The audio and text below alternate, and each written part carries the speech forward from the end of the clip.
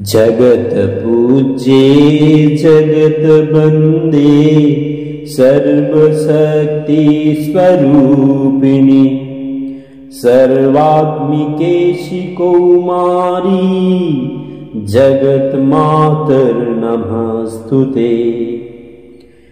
त्रिपुरा त्रिगुणाधारा मार्ग ज्ञान स्वरूपिणी त्रैलोक्यवन्दितां देवीं त्रिमूर्तिं प्रणमाम्यहम्।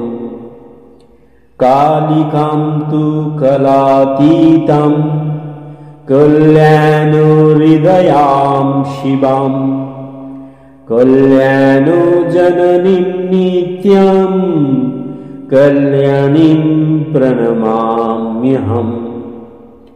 अनिमादिगुणोदारं मकराकारचक्षुषम् अनन्तशक्तिभेदां त्वां कामाक्षीं प्रणमाम्यहम्।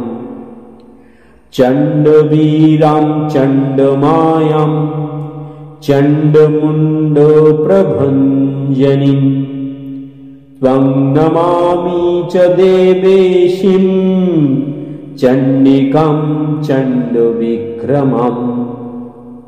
सुखानन्दकरीं शान्तां सर्वदेवं नमस्कृतं सर्वभूतात्मिकां देवीं शाम्भवीं प्रणमाम्यहम्।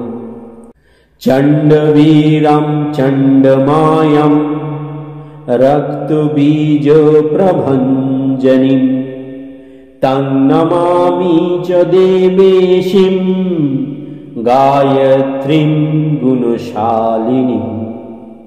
सुन्दरी स्वर्णसर्वाङ्गी सुखसौभाग्यदायिनीं सन्तोषजननीं देवीं सुभद्रां प्रणमाम्यहम्। दुर्गमे दुस्तरे कार्ये भयो दुःख विनाशिनीं प्रणमामि सदा भक्त्या दुर्गां दुर्गतिनाशिनीं।